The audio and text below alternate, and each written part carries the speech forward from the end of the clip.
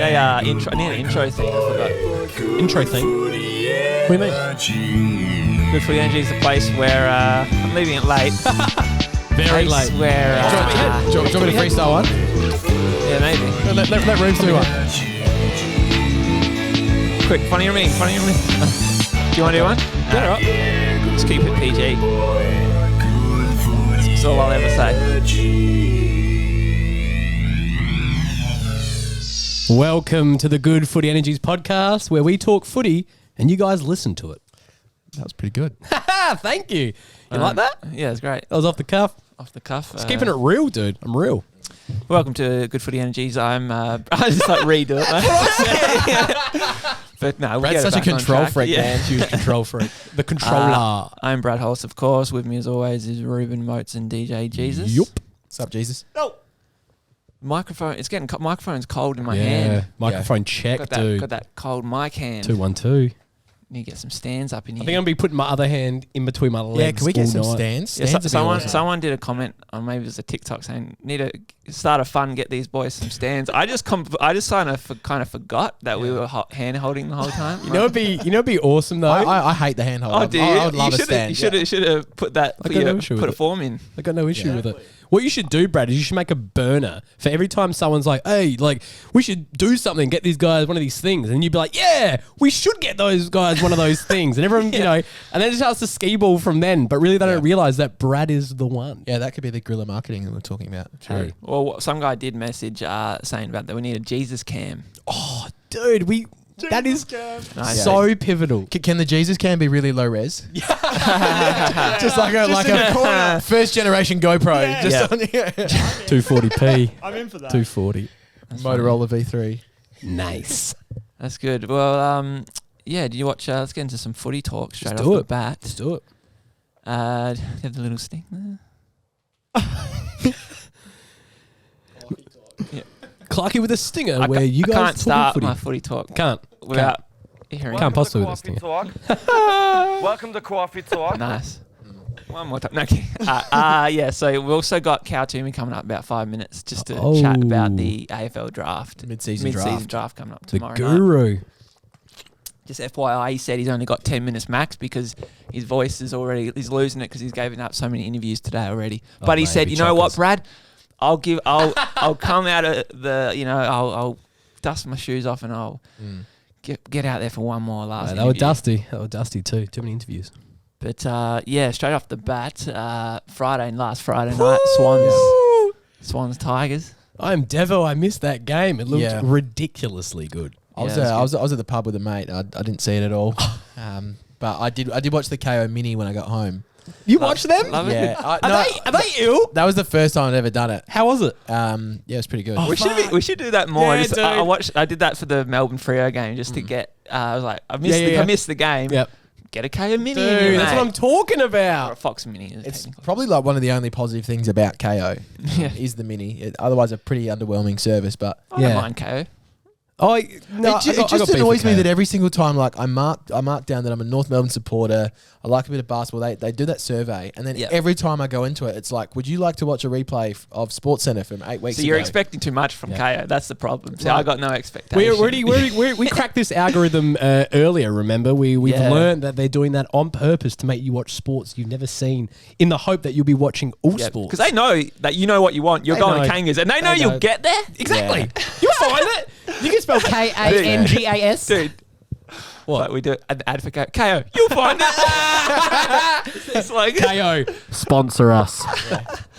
But yeah, that game obviously ended in a bit of controversy, and with it wasn't controversy, but Chad Warner. Oh, come on. Get off Yeah, it. free kick, kicked it. BT was making a bit of a go about it, but the thing, but it was funny because there was an umpire got a couple of clips. One of the umpires, it was really funny. He got the ball and he was like, because they must have been talking on the microphone, and he was like, he's like, paying 50? almost like question. And they were like, no. He's like, yeah, right, check it out. But it was so funny because he was like, we paid 50. He's like, then we're doing it. Moment of the Super Troopers moment with Favo when he's like, cream? Play the second YouTube first. Or which one do you want first? Yeah, give me that. Local cops, that's who. And you better believe that Grady and his goons have got a copy of this list, so we need to step it up. Who wants green? Nobody? Okay, no green. Yeah, pause. Yeah, Awesome. click the first YouTube video. So this is pretty much what the umpire was. All over the fence. Hey, it's clear. Oscar. Yes, mate, yes. Play to the ball. It's a Prestia kick from there. Yeah, Prestia. Prestia's free kick. Yes, from there. So it's Prestia's free, but the point is... crowd after he free kick. Yep. 50 metres, I think. No. He didn't know. He didn't know. 50 metres. Like, he wanted to pay it. Like, so he's like, Well, it's like magic. He had his arm in perfect symmetry, pointing Yeah. right at him. He said 50. I like to And think nah. the other umpire was saying something like not giving the impression 50. He's like, oh, 50? Yeah, like, exactly. He's like, oh yeah, we're gonna give him the 50. He's Yeah. like, 50? He's like, no. It's reminiscent of sort of like ordering your fast food at the drive-through and then just not hearing it, not hearing it properly. Like reading back the order, it's completely wrong. Yep. Oh man, I've been there so many times. Foxy. But I got a message from my mate, Boxy. Boxy. He sent me a quick message saying they should have made it just instinctively gone for the 25 metre. Oh, I love that. Just going, that's probably not worth 50, but just here's 25. It's worth something. Make a game on I it. think Where's that the something- 25 needs to come back. Yep. And I think it should be completely at the umpire's discretion Yeah. to give them more grey areas to work Yes. within. Let's make it way harder. Yes. Let's make it way harder. Yeah. Even like chuck a 15 in. Like Why chuck not? a 15 metre Oh, penalty. Like, there's no there's no set thing. Why It's don't- like how far do you feel? Exactly. Yeah. I like the Just idea of. and when. Well, I like the idea of always halving it. So like you got 50, you got 25, you got 12.5, you got 6.25. Like, Oh, that was good. I was like, is Rube's going to know? maths. I was Quick like, maths. I was just like slow motion, different frame rate. We'll get to that later. But Rube's like, is he going to know this? Dude, I'm like, I don't even know 12 and a half. dude, Is it? three's way too hard. I'm not working that out. Do you know it, mate? What, half It'd a be a three- it'd be a 6.25. three, yeah. It's going to be 3 decimal points, that's for sure. You know it's all three-dimensional, boys. But yeah, I do like that idea of the 25. I think like for these little crappy ones around like encroaching on the mark and things, I think 25 would be Yeah. appropriate for that. Absolutely. Like Yeah. some poor kid takes an instinctive step and you're going to ping him 50 at a crucial part of a game. I think 25 is way more appropriate. Well, I did a post during the week about how, because there's a bit of people talking about the umpiring and all that, and I was like, well, they should go back to like what they do in finals sometimes, and they put the whistle away. Seems to solve all the problems Exactly. because it's almost like you put the whistle away. It's like that episode of The Office when I was thinking about this yesterday when they don't have a boss for a bit. So one of the later seasons, and it's like functioning better than if they did have a boss because they're like all self-serve. They're all like doing. They know what to do. Self-service, dude. They're doing it So themselves. it's like I felt like when the umpires do put the whistle away, there's like a couple of seconds. There's like an adjustment. The players Yep. switch on. They know, it's like everything switches. Yeah. And everyone knows how to play Yeah, footy. exactly. Like everyone's like Exactly. it just works a bit better. Yeah. Sometimes it's mind games, with umpiring and over umpiring that. I feel like you're not being natural. You're just kind of like doing something to maybe even like get away with it. Whereas, when the whistle goes away, it's like, oh, I can go as hard as I Yeah. want, Playing real I footy. Yeah, exactly. Playing real footy. You're not doing that little 50-50s duck in the head. Yep. Also, Yeah. another thing, I think it's the worst look in the game is when players, the ball's bouncing over the line and they pull up and appeal for a deliberate rather than actually trying to go get the ball. Yep. And just appealing for free kicks in general. I think it's just shut a up. horrible look. Yeah, that like- never happens in Yeah. finals. Yep. Yep. And yeah, I think it's, like you said, because they put the whistle away. Great point. Like Blaze. leading with their head a bit, and so Yeah. it's like you can't really touch them. Yeah. And it's like it's kind of a weird. Oh, mate, lead with your head in final. See what happens. Yeah. It's like you've always said, Brad. It's like they take away the speed bumps. Yep. That's utopia. You've always said Wow. that. Steve. You've always said that. I'm big on that. You've always said it. But always yeah, said it. just on that 50, like anyone that thinks that 50 should have been paid is a fucking Oh, idiot, in my dude. opinion. Like, I mean, it might be to the letter of the law, the rules. Yeah. But like, if you want a game to be decided because of that, you're an idiot. Get real. And especially because like Chad Warner is like the Chad. Like he Sharon. is so Chad. Like kick it out to the stands after you win. Like do that every week. Do it after a loss. Like I need more of that. Someone said he was going for this. He's going for the KFC bucket. Oh yes! Dude. Fuck yeah. And we can ask how many buckets? Yes. Yeah. Sydney, the SCG would definitely be the first place to have the bucket as well. Yeah. Like, they need Yeah. it's not a footy town. They need to get the people in there. The bucket is a draw card. I also feel like if there's one place in Australia where not as many people eat KFC, it's definitely New South Wales for some reason. I feel like they don't love the chicken. Too many more options, mate. That's right, mate. Too much Moroccan. What do you guys call it? Kentucky Rabbit or something? Kentucky Rabbit. Kentucky Duck. Yeah, Kentucky Rabbit. I think it's definitely Rabbit at the end of the day. You just go to the tweet there. Damien Hardwick. It's been getting on the Twitter lately. I don't mind that. But then he was like, did a tweet saying "common sense." Sorry, what? And there was a gif of a dog, which I think is pretty funny. From That's huge. I think like Dimmer is always going to have like his team's like interests at heart when he makes this take. Yeah, like exactly. What I need to happen is I need something contentious like this to happen when it's Bevo versus Dimmer, and just see them have a real intellect off. Yeah. Like who's going to have the hottest take between those two coaches? Because if that was Prestia that bombed it into the crowd, he would have said, "Oh, common sense. Let's no one wants a game decided like that." Exactly. Just on dog gifts, Moats' mum, Big Linny, actually sent the best dog gift of all time, which is a bulldog skateboarding. And her Moats sent it as a screenshot and was like, "How's this gift from mum?" And she replied with, "I love that little bulldog." We'll get the gif on Brad's Instagram story. Get it up. Get it up. I love that little bulldog. All right, we're just about to call Cal Toomey. Literally calling him right now. We are Mid-phone call. just about to call him. It's ringing. Tell us what's up with this mid-season draft, yo. Ooh. Imagine he's like, "Oh, fuck. I forgot about that interview with Brad." Brad, Cal. Welcome, mate. what's going on, boys? Not a whole lot, Cal. How are you? How's your voice? Yeah, I'm all right. I'm holding on. We've only got 10 minutes, remember, Cal. That's it. You're on a deadline. Well, Cal, just Maybe I'll kick things off, Cal. I went to Brad a week and a half ago and I said I was reading the paper, mid-season draft. Our man Cal gets every pick right every single time. That he does. I already know that Cully's going to go pick one to West Coast. So my self-serving question is, who are North Melbourne going to pick up at number 2? I remember you being a big Roos fan. that's why he's the number one man. I think Callum Dawson is a pretty good chance there. He's a key back, mature age, out of Williamstown in the VFL. There's probably a few needs, but I feel like that's one of them that could be addressed there. And yeah, he's a pretty good player. There's a few clubs that have looked at him, so I think he's right in that frame for the Roos at the second pick. If Cully wasn't to be there, looks like Cully's probably likely to be the number one. So yeah, there's a name for you. Who's Cully? Is he what position is he? I reckon you'll like him, Brad, because he's got big dreadlocks. So I know you like it. Nice. I know you like a distinctive feedback feature. Didn't you have dreadlocks at one point? Cal, how do you know that? Cal, that is why you are the number one man.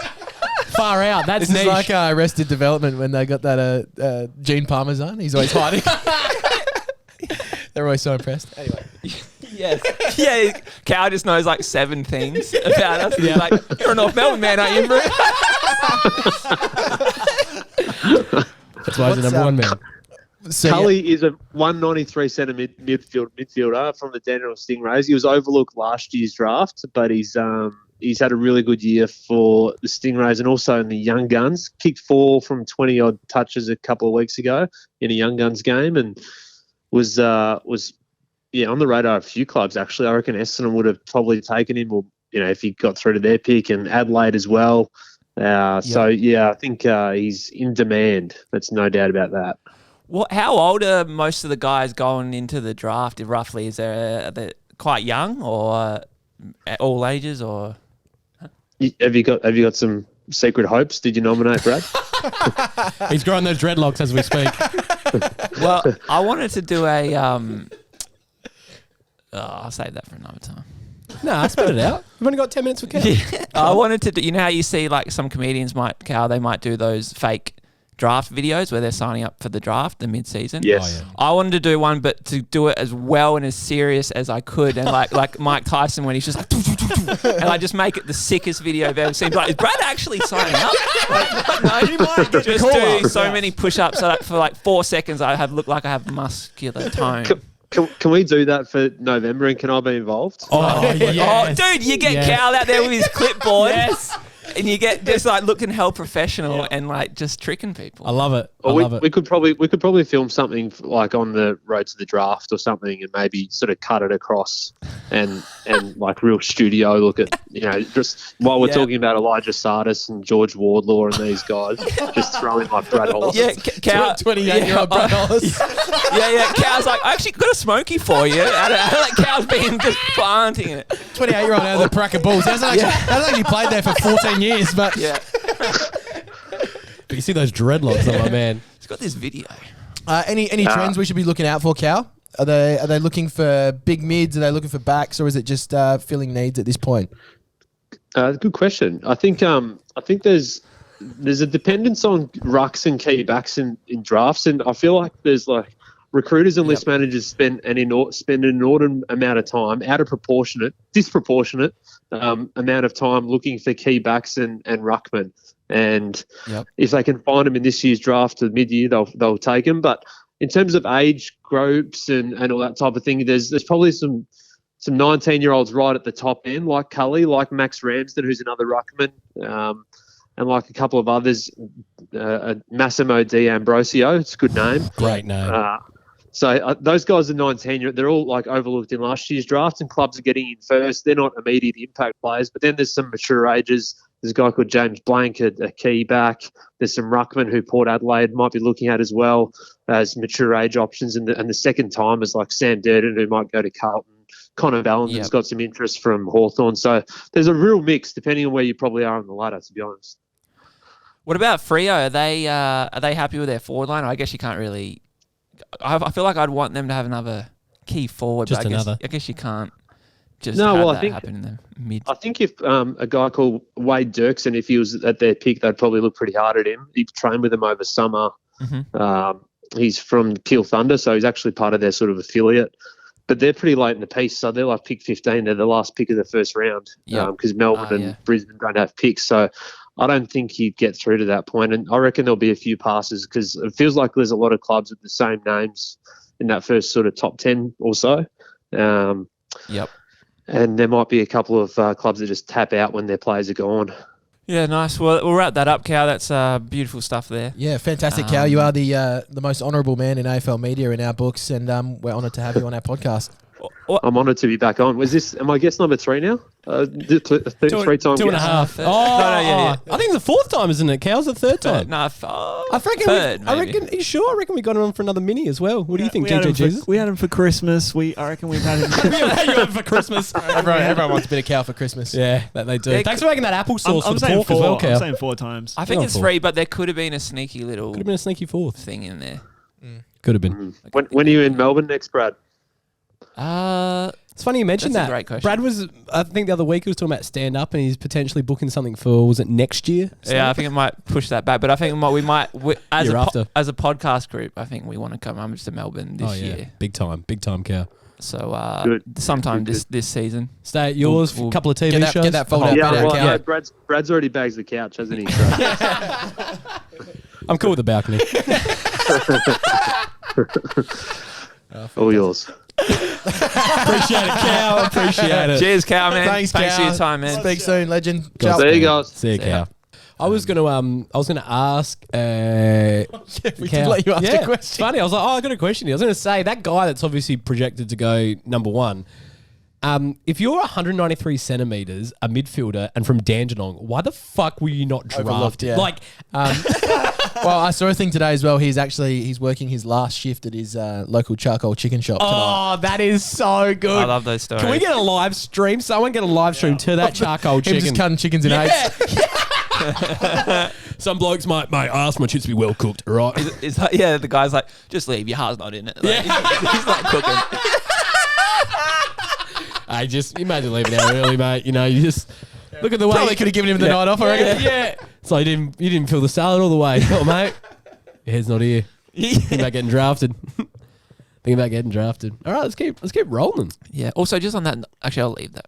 I was gonna say that North Melbourne, you haven't used your draft. You got in last year's mid-season draft. You haven't even used him yet. You know what I mean? I was going to talk to Cal about that. Like drafting ruckman middle of the year, They take like fucking 6 years to develop. Oh yeah, young ruckman. Unless it's middle-aged ruckman and you're always ready to go. Exactly. Yada yada. Even then, like the fitness level required, like you need like an AFL preseason. Oh yeah, well yeah, that's true. I mean, surely they would be like, bang, Happy Gilmore, like right, Yeah. get yourself fit because it's coming the chance. Because ruckmen go down like flies. Like flies, dude. Every year, every team, you're losing your ruckman. If I was an AFL recruiter, I don't think I'd ever draft a ruckman. I think I'd just steal other teams when they get good. Or like play just draft all midfielders. Or play my tallest forward or backman. Like I'm actually a firm believer that like just get someone with hops. Like you don't even need a ruckman. Like dude is slow. All right, get someone that can jump as high as him, can just beat him. All right, simple as that.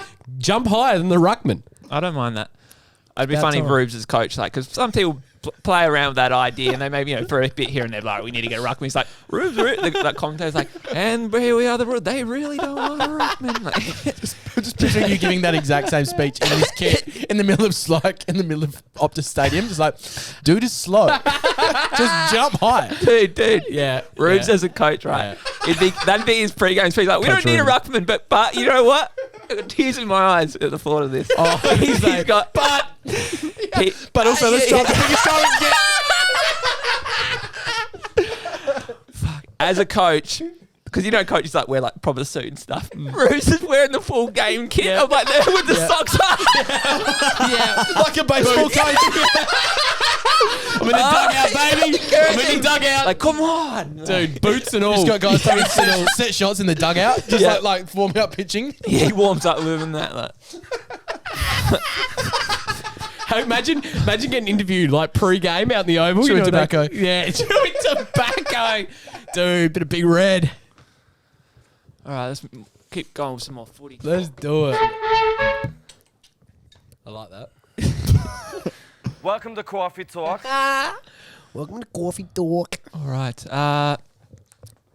So yeah, did you watch much footy Saturday? Saturday. Yeah, I watched a little bit of Geelong Crows. Watched a little bit of Brisbane GW. I saw when Brisbane took the lead. I flicked it over and I watched it for a minute and I thought, nah, bugger that. Yeah, because GWS started hot. Well hot. I think they were like 30 to zip, basically. But it was like goal for goal both ends. So it's like, Brisbane, it was just flowing. Yeah. It looked like a great game by the scoreboard. It did look like a great game. It did look like a great game. Yeah. Pace. Melbourne Freo, obviously. Melbourne Freo was a really good good watch. Good KO mini to watch. Absolutely. Yeah. Doozy for third quarter. I watched the whole thing. Yep. Basically, Stephen May goes down and there's a big hole there. Also, I think it was Jackson gone. Maybe one other tall didn't take a contested mark until at least very late in the game. And Freo were just dominating that stat. So, I mean... Yeah, I saw... It's easier said than done. Let's go out there and make sure that their two biggest players don't take a contested mark and we dominate them, which is probably the hardest skill to do, contested marks. But they were able to do it and, they came away with the win. So... I saw that third quarter where obviously Freo, scored like 8 goals to zip, something like that. I think they had, like 20 to 5 contested marks, which is just like seen to be believed type stuff. And it was wet as well, wasn't it? On Saturday. It was cold at least. Well, it was definitely damp. Yeah, well Lob loves the contested mark. See his name, mate. Lob it up. He'll take it. It did actually look very cold, come to think of it. It did, didn't it? I don't know how it can look cold, but it really did. There was just no sun. Like lack of sun. It's just that simple. Light. Also, so that was a twilight game, so it started at 4. So, I thought it was the finish was looked pretty average. So everyone that thinks that the AFL Grand Final should be a twilight game, Springtime's different though, but yes, yeah, but still, because we're in the heart of darkness. I'm with Moats though. I've just got a point on that as well. I'm quite passionate about this because like all the people that want a twilight grand final are media people. Yeah. And of course they do because they're going to have the best seats watching fucking Bon Jovi perform at half time. Yeah. Like when you're sitting at home. Sorry, I'm getting angry. We can talk about something. That's all right. Cut that out. No, I was just going to say as well, just on that, Moats, if I can get angry for a second, I feel like, all the media push for that because then it's a more of a coast towards the game time, you know what I mean? Like 2 o'clock starts full on all morning, you got to get up early and shit. You're thinking about the scheduling of that. Yeah, I'm thinking about it. I see that. I can see that. All right. But they're also making Channel 7 or whoever's making big bucks at that time slot compared to the earlier. It's all about the clicks. That's true, mate. And, whoever's saying, Damo, whoever it is, company men. Yeah. Telling the company line. Yep. That's as I would be too if I was in AFL media, Yep. but I'm not. So give the fans what they want. Yeah, I'm not too. I think if you want to play around every now and then, not adverse to it, but I think daytime is just that. As a kid, you go to that daytime footy, the sun, spring. Yeah. Exactly. Beautiful, man. Wraps up at what time? About just after 5 p.m. Around 5. Yeah. The sun's just gone down that golden hour. You know what I mean? That's what I'm talking about, dude. The Frederick, I just wanted to add it on that for Fremantle. Yep. Played him blind. Yeah, he did. From it. He did. I saw that one goal that he kicked. I think he does a dummy or something. He did some guy wrote an email saying, as he was writing the email, kept adding to it because he kept doing good things. That's amazing. I hate the term work rate because it's obviously made up and it's only ever used in an AFL context. But very true. His work rate is unbelievable. He was working. He works hard. He was working hard. Watched a bit of the Gold Coast game. Rare choice. They got a good small forward, Jeffrey. He's not even that small, but is that his first name or his last name? Jeffrey. It's one of them. Last name. Either I way. think his first name starts with J. Javen Jeffrey.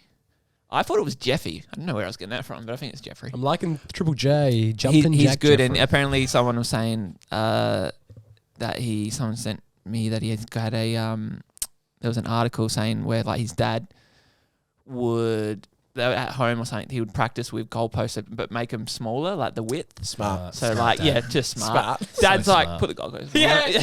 He's like, Dad, but that's not technically regulation. He's like, I don't care what fucking regulation is, all right? You want to play AFL football, mate, you put them smaller. That's real like Mr. Miyagi type thing, isn't it? Dude. It's like Don Bradman. Is there anything that you're making the practice harder than the actual thing? Yep. So when you get to the game, you're bloody Exactly. freestyling. It's only going to make your craft better.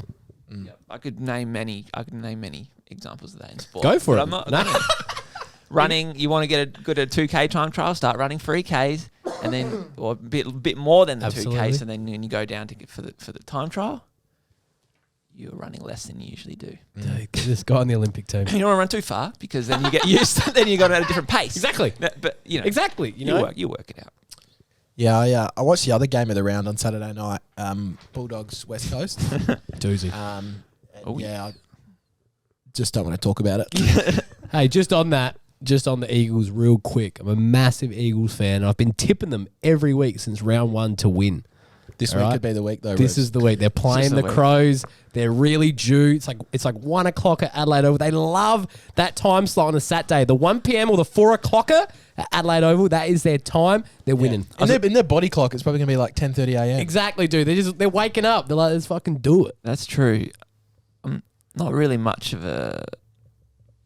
I find I'm more awake by like the end of the day, and then I'm ready to go for my running and play my sport. Okay. But two things, they do play well in that slot. They do. And I was like, you're trying to reverse jinx the Crows. It's like Crows are on the bottom. Like let West Coast have one, man. Exactly. But this is the one. This is the one. I feel like West Coast are like their list is better than the Crows. They've won. Their list is much better than the Crows. Their list is so good. Just fucking win. Yeah. Win a game, West Coast. Just All right? shows that it's not always about the list. I don't know. Sometimes about Sometimes kicking more goals than the other team. They're playing too early. That's the problem. The body it. clock. They got used to the living in Melbourne all last year.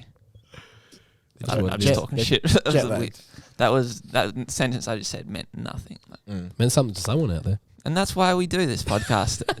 The real game of the round though was Collingwood Carlton. Oh. MCG, still a bit dark, but Mate. 80K or so. Yeah. That's the old days. It just proves that like if you get 80,000 people watching something, it'll just manufacture a fucking good game. Exactly. Yeah. Exactly. Wow. It was just like true. electric pressure. Yep. Like, and you can sort of forgive the little skill areas when there's that many people there because like meant to be. everyone's bringing that 100% effort because you've got 80,000 people watching you Yep. and you don't want to be caught slacking. Exactly. Yeah, they got some. Carlton got a good midfield. They seem to rack it up more than say Collingwood. I'll check the stats. They're like the top 3, and then you got like De Goey coming in at like what 24. I don't mind that. But like everyone, De Goey's getting a bit of flack, but What for?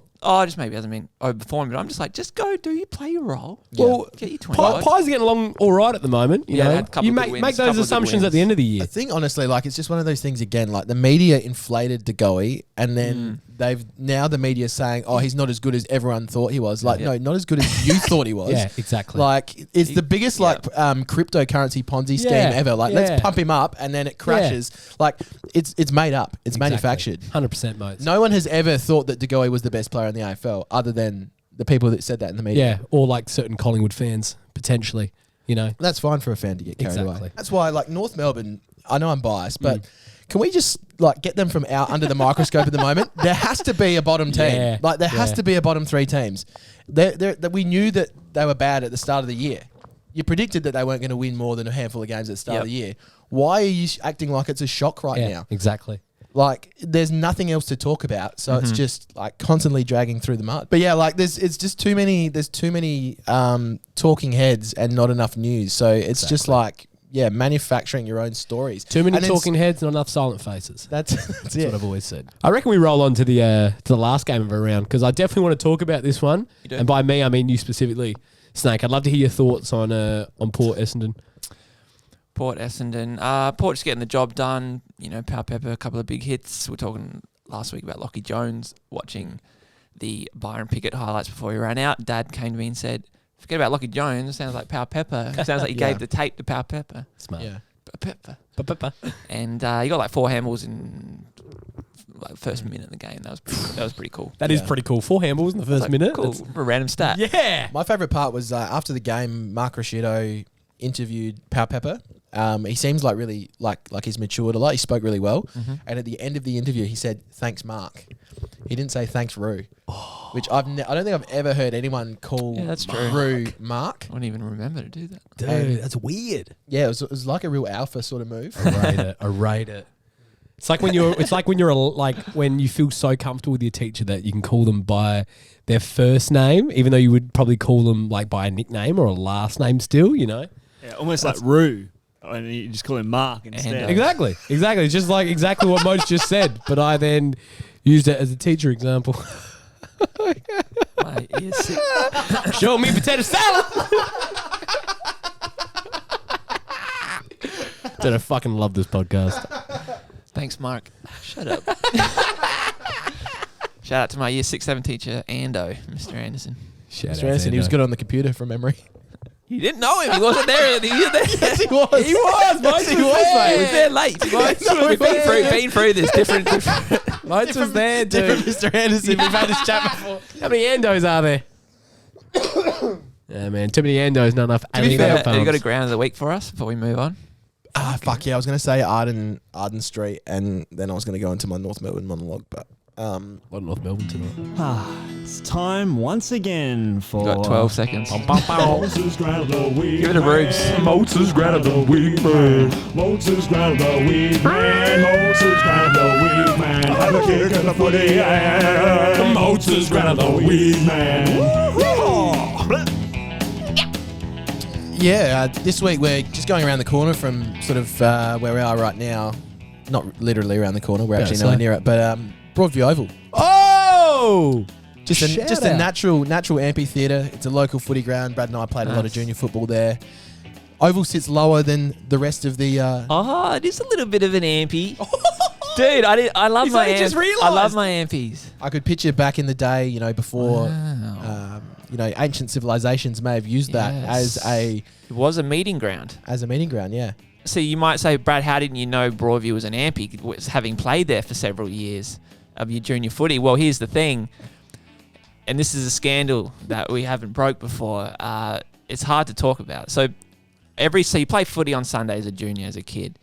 But the thing with Broadview for pretty much, basically till just before I left or whatever, they had archery on Sundays, had the contract for the Broadview over this huge oval. So every year it seemed we'd try and scourge an oval. So the grounds I played on at Broadview were so small and not very good, while we would look over at this huge Broadview luscious grass with like the archery taking up like 4 meters of it. Yeah, 7 people doing archery. 7 people doing archery while you've got like 100 kids just like being blocked. Yeah. One thing about that, though, it did unite us against a common enemy. I mean, we used to vandalise the shit out of that archery building.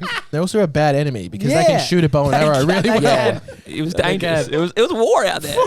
And that was Mozart's Ground of the Week. It's getting cold outside. Dude, you fucking nailed that. It's so funny because I was almost going to be like, there you have it, archery, like Mozart's Ground of the Week. But like, you just fucking came in, perfect timing. I just took it from you. Dude.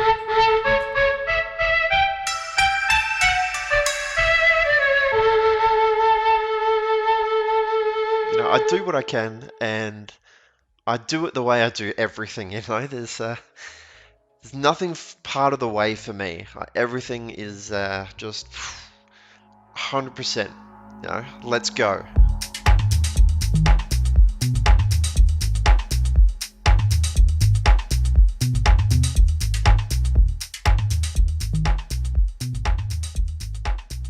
All right, we're now joined by a special guest over Zoom. a bit of a change of pace from the usual, maybe football guests. We actually have a bird watching, bird photography extraordinaire by the name of Jonah Lafferty.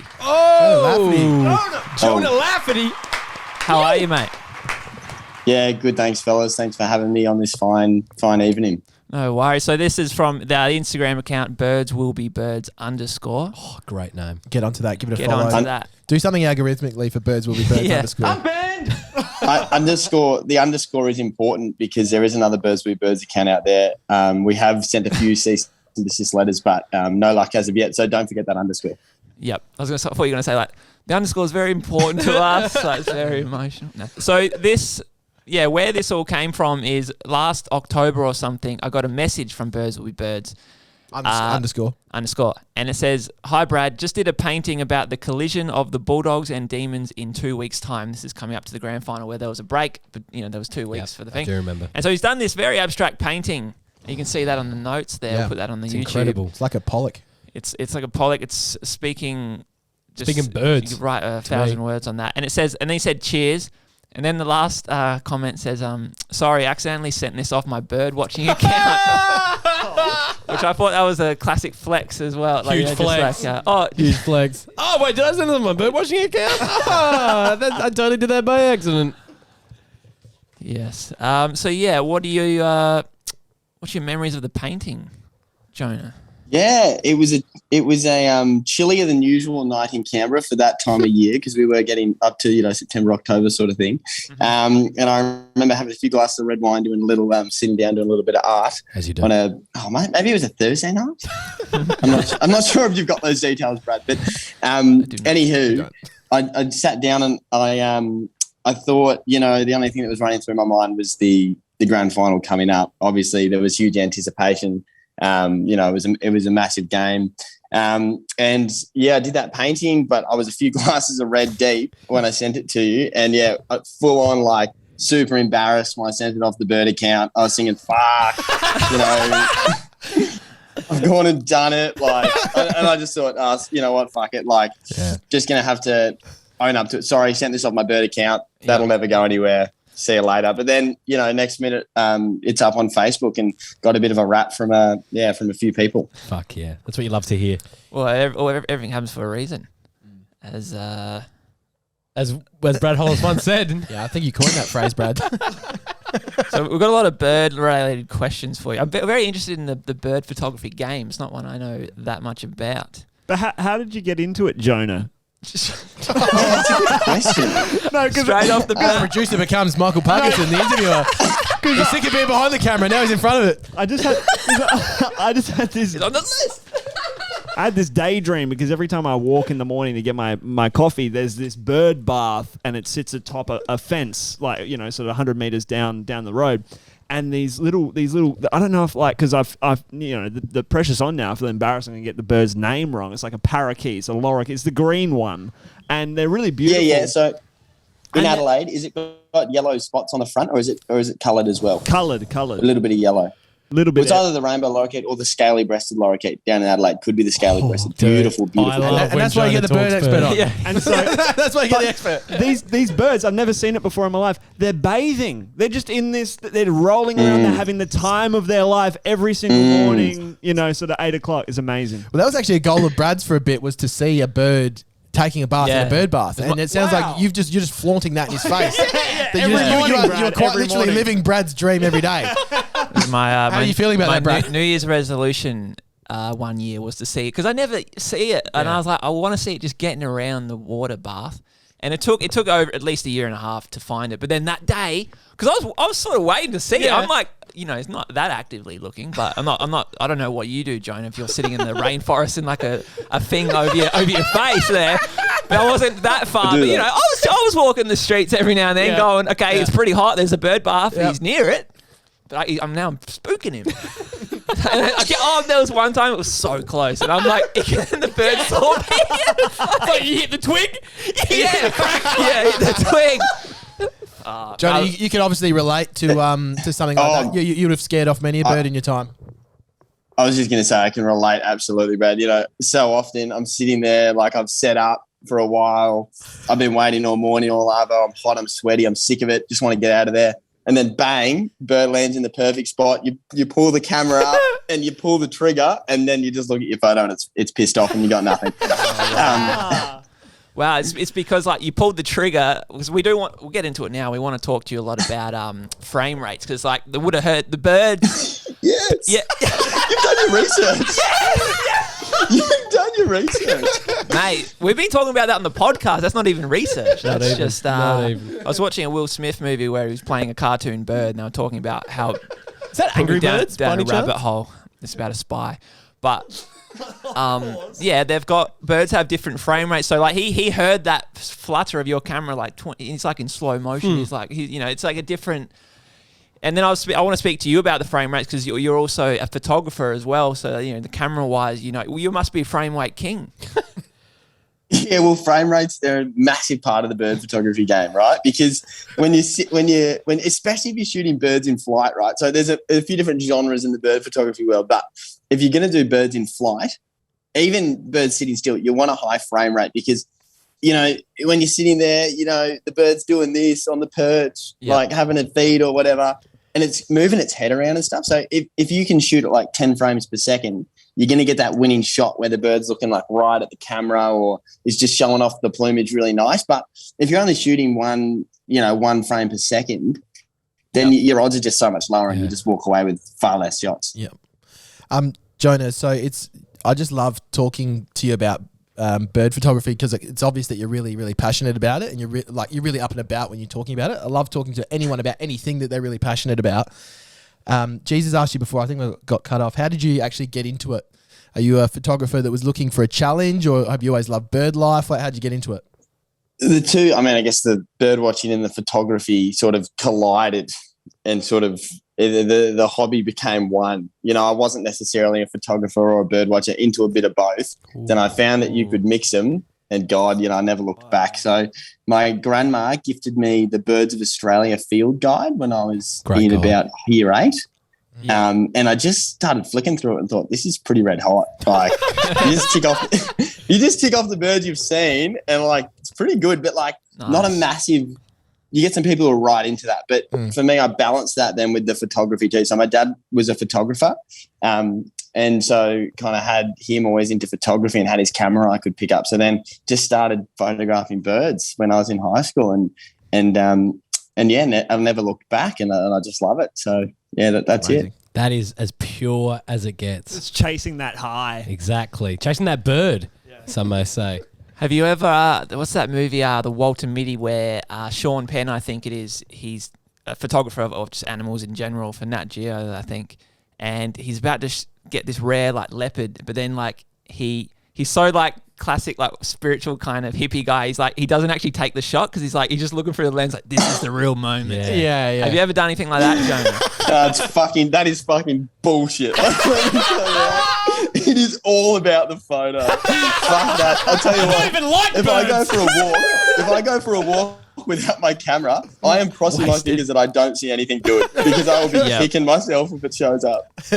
That's a good point. Are you taking your camera everywhere?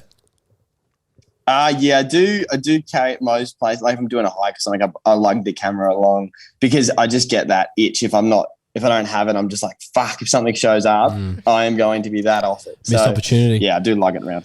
Brad's got a question here on the run sheet, Jonah, that says, where do you find all these birds?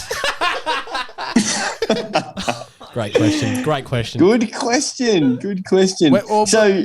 Maybe where's the most interesting place for bird life? Is there like a specific region? Like I'm guessing you're in Cairns at the moment. Is that a hot spot? Yeah, I mean, Cairns is unreal. I mean, it's unreal because you just get such a different diversity of birds up here to what you get down south. I mean, Australia's got about 830 odd species of birds, so plenty to see. And I would say anywhere you are in Australia, there's going to be an awesome bird watching spot near you, and you're going to get a great little, great collection of birds that are just unique to your area or visit your area. So a lot of places around Australia will get, 100 to 200 different species visiting just that location. That's not rare at all. So I would say that anywhere you are, it's like down in Adelaide, you'd have some ripper spots for bird watching. Absolutely. You get some beautiful species like, but if I could say for photography, there are definitely some spots that you get and they're just fantastic. Like you look anywhere and you're going to get a good shot of a bird, whereas some places you go and it's not good for photography. No birds, not worth visiting. Yep. Have you ever had, there's one bird you were chasing, like your white whale, all over the country, and like you almost had him and he got away or something? Is there been any stories? Yeah, I'm still chasing him. Fellas. So there's a bird called the night. Let me tell you about the night parrot. The night parrot. That's like the perfect name. The night parrot, starring Jack Parrot. Yes. Call me Night Parrot. I've got a really good friend of mine, Jimbo Burntnose, and another good friend of mine, Byron Houston. We're actually looking to make a film about trying to find the night parrot. No way. So it's a parrot they thought was extinct for about 100 years, and then a fella named John Young rediscovered it. Wow. And the birding community has gone bananas ever since. It's a nocturnal parrot. It lives in the desert. No one really knows where. They've just heard it a few times. So I'm going to trek out and try to find it at some stage. That's awesome. Yeah. That sounds like it's one of those. Sounds like I don't even know, just like a mysterious bird must have been around in the ancient civilization times many years ago. I don't know if you're up on that, Jonah. You got a lot of time to think out there when you wait for the bird. You listen to the podcast. Brad just finds a way to try and crowbar ancient civilizations into most of our conversations. Well, let me tell you what, Australia is home to the most ancient civilization on Earth. And it's actually interesting. There are some... and I can't speak because I haven't gone deep with the traditional owners on any of this stuff. The night parrot, I haven't consulted anyone or anything, but I have heard rumors and stuff on the internet that there are actually Dreamtime stories about the night parrot and how even in Dreamtime stories, going way back, they go, apparently that's the parrot that doesn't want to be seen. No, so it's got the ancient element. Oh my god, ancient element to it, Bradley. Wow. Dude, we're gonna get you up north, Jonah. Gonna find that night parrot, dude. Dude, far out. That should be it's probably not in Tasmania, but that should be their new team mascot, the night parrot. Yeah, the night parrot. So unfortunately, they don't know. I was actually going to touch on that, guys. I was going to say the Tassie team should have a bird. Should have a bird. Do you guys know what the Tassie team's going to be? What the mascot's going to be? No, no, we don't. Are there any native Tasmanian birds that we should be pushing for? Probably the 40-spotted pardalote, endemic to Tasmania. Great bird. I was just going to say... Doesn't roll off the tongue. Just going back to the night parrot, it would be good to have that as a mascot, but given no one has ever... Well, we haven't seen a photograph of one. Mm-hmm. It's sort of just going to have to come from the story. We're going to have to describe the mascot from the story. Just on that, speaking of the story, is there anyone you know within the bird watching community is like, oh, yeah, I've seen it? And they're like, are there lots of short shit talkers in the bird community? Yeah. There's like 2 or 3 photos of it. Like that's it. There is. So there's get this. So John Young, the bloke who saw it, right? He then faked seeing it a bunch of times. And he got busted. So he's been relegated. He went from hero of the bird world. Yep. You can look this up, John Young. It's all on the news. Now he's been absolutely discredited. Oh, I love that. You got addicted to the fame of the exactly. night parrot. Dude, you don't get too close to the night parrot. No. It does weird things. Exactly. It doesn't want to be seen. It messes with your mind. Makes you go cuckoo like a bird. Well, speaking of Tasmania, our friend Ado, one of his one of his old relatives, apparently third generation. some relative. He faked a sighting of the Tasmanian tiger or something, and he was lying to everyone, and people were like, "This guy's seen it." So it's it's all happening out there in the bloody man, that little island. But there's proof of this the night parrot. Someone's just doctored it in Photoshop. I don't know. Probably.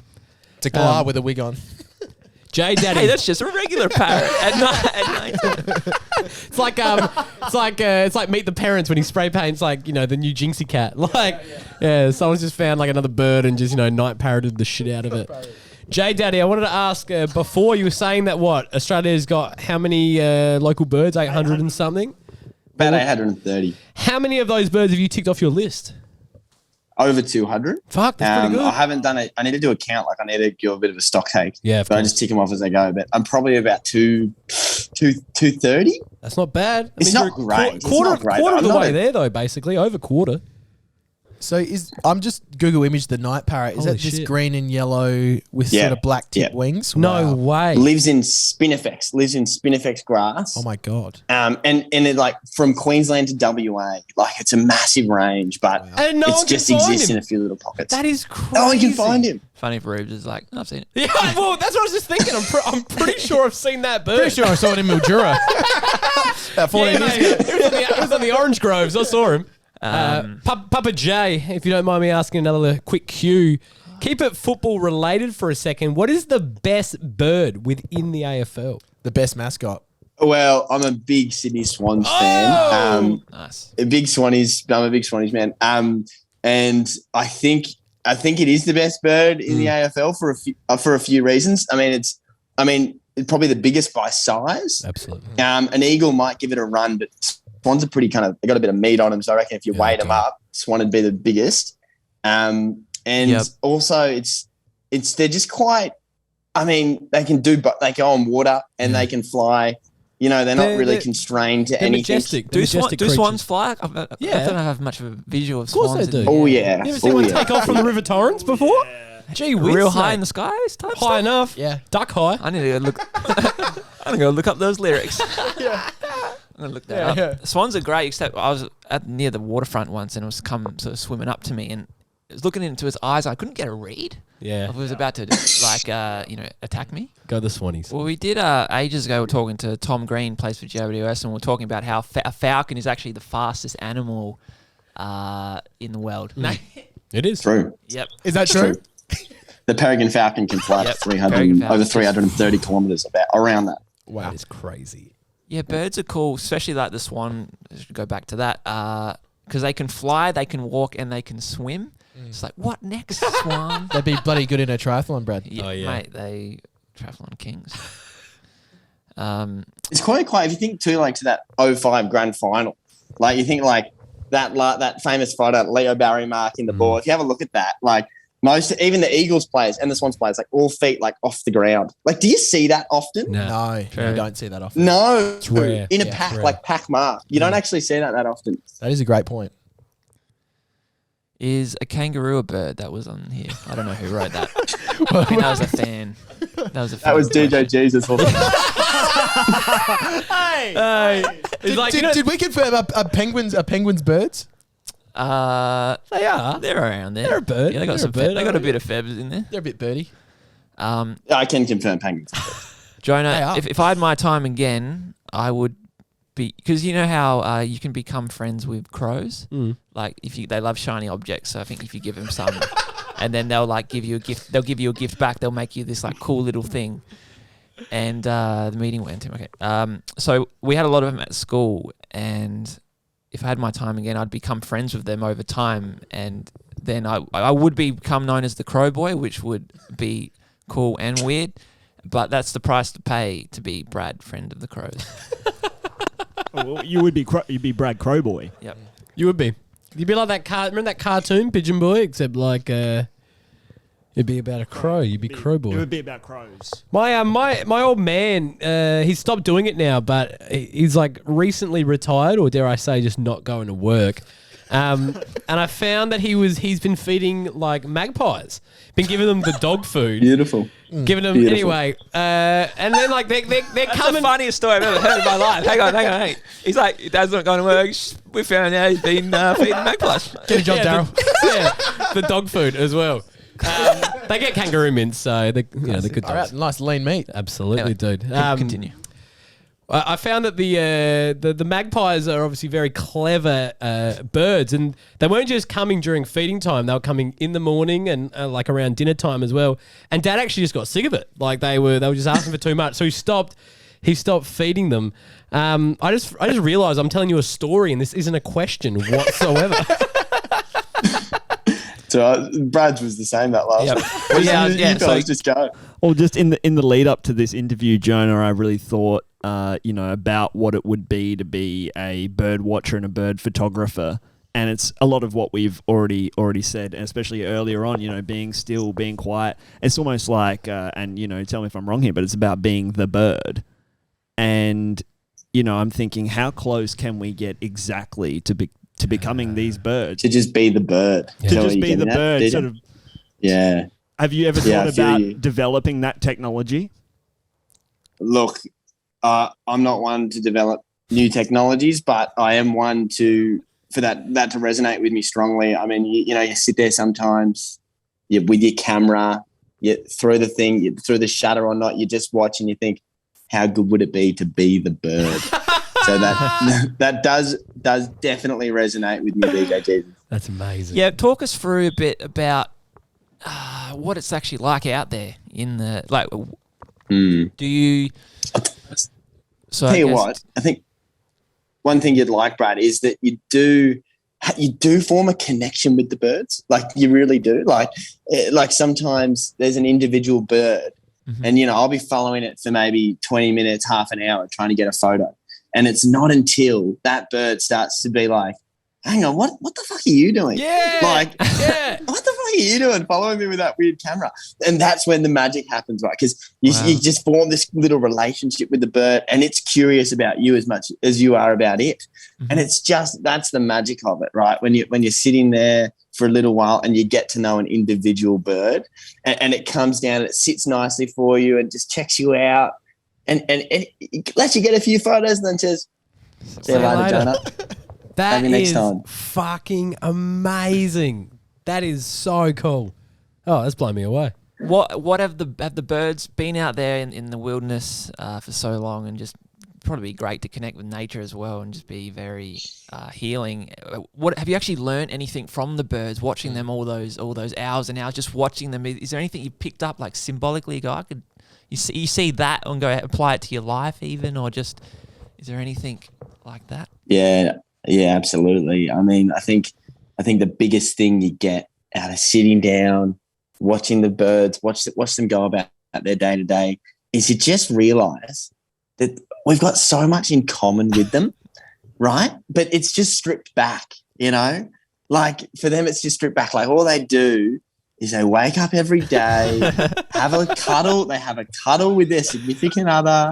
They go have a little feed. They go have a little bath, which you like to see, Brad. Yep. They have so much in common with us, but they're just doing the basics. We get caught up in this hustle bustle, We're caught up in the hustle bustle of the world, this capitalist economy, we're running around like we're on the rat race. Yep. You sit down and you see the birds and you just remember those core things we have in common and think, wow, I just need to strip it back a little bit and relax.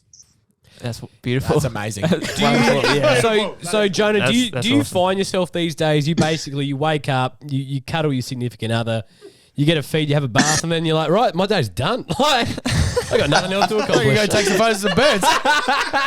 Oh God, wouldn't that be the dream? That is the dream. Mate, Unfortunately, I got to stick working, but forget about that. Have you gone on any cool trips around, like a bird watching trip? People go on golf trips often. Are you? Yeah. Oh, I'll tell you a good one recently. Yeah. Actually, how good is this? I just moved to Cairns, right? Yeah. And I get a message from someone. This guy messages me, "Hey mate, my friend of a friend told me you're moving to Cairns, and I hear really like birds. there's these amazing kingfishers. They live at my cousin's place up in Gelatton. I know we haven't met, but like, if you want to come up and photograph them with me, like that'd be cool. Like, just let me know. And I was like, how good's that? Like, I just moved to a new city. Yeah. And some random dude I've never met, he's just like, offers me the hospitality of going to stay with his second cousins up in Gelatton, which is like an hour away from Cairns, to photograph the buff-breasted paradise kingfisher. Oh, God. Now this has been on my bucket list for a very long You're time. telling me. That's like almost like imagine the guy doesn't even know what he's got. He's like, got a couple kingfishers for you, like, and he's like, is that the brown best of kingfisher? There's only like 2 of these in bracket. This is so rare. He's just gonna an aviary full of night parrots as well. Yeah. Anyway, And it was well, I was going to say on that note, I think this is about to time out. Unfortunately. Oh shit! Yeah. We'll come out and come back in. Will it let us do that? no. You guys not paid for the Zoom. Yeah. You guys want the free Zoom. That is perfect timing. So Jonah, we were rudely interrupted by our lack of Zoom subscription just then. So thanks for jumping back on. Sorry, with us. fuck big tech. Fuck big tech. Exactly. That's a little protest of ours. But did you have anyone that you wanted to shout out, mate, before we wrap up? Shout out to my Cairns Saints footy team, the women up here in Cairns. You're killing it, girls. Love your work. So proud of the team, and onwards to the flag. Do you say you're the coach, Jonah? Yes, I do coach the Cairns women's Saints team up here. Unreal. So you've just moved up to Cairns. You're already coaching the local side. How are you guys travelling? Is it in season right now? Yeah, we're 0-5. So we're looking pretty red hot to start the year. But I'm pretty lucky. Girls don't even like that. I've got some absolute weapon players out on the field. So it makes my job really easy. Let's hope they don't have to play the Yippoon Swans. Yes. Yes. Yeah. We're praying. Could be. We don't travel that far down the coast. I was gonna say. Does anyone have an affinity to the Yippoon Swans? Somewhat. I think we've got Does the sun have an affinity to the moon? That's right. We have a Guernsey there. We've got we're a big Yippoon Swans. We're a big Swannies. We're a Swannies podcast. I love that Swannies podcast. Oh, Yeah. good. And we hate the Saints. We hate them. We hate the Saints. But we like you, Jonah.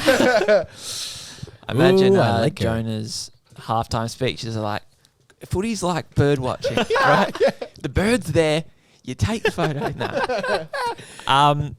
Probably just wrapping up now, Jonah. Thanks so much for coming on the podcast and Big thanks. and sharing with us your wisdom of the bird watching. Too wise. We actually have a photo that you sent last year that I haven't unpacked yet because I was saving it for this moment for the studio. Way. Oh, wow. An Unboxing. unboxing. Good luck doing that without a box. Yeah, good luck. We will take 5. Let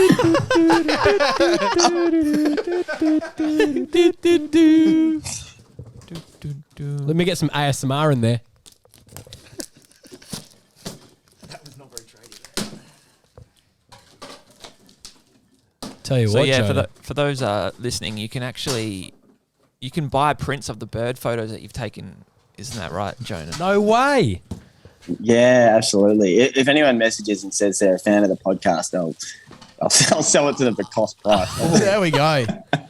All right, this is beautiful. That is I don't have to grab absolutely amazing. If you don't mind, my man Snake Hollis. Oh wow. Let me just hold that up real quick. That is an incredible. How'd you get all those birds in the same shot? So I could be wrong here, Jonah, but it's obviously an AFL themed. We've got a hawk, a swan, a magpie, a crow, possibly an Australian raven, and an eagle. There is that the theme of the photo? Yeah, absolutely. So I waited for the right time. Look, the rainbow had to be there. Birds all had to fly in at the right time. Took a lot of patience, but I got it, and I wanted to send it down to you guys. Well done. That's a round of applause. Huge round of applause. Awesome. That is very special. And great frame as well. You didn't skimp on the frame, which I love.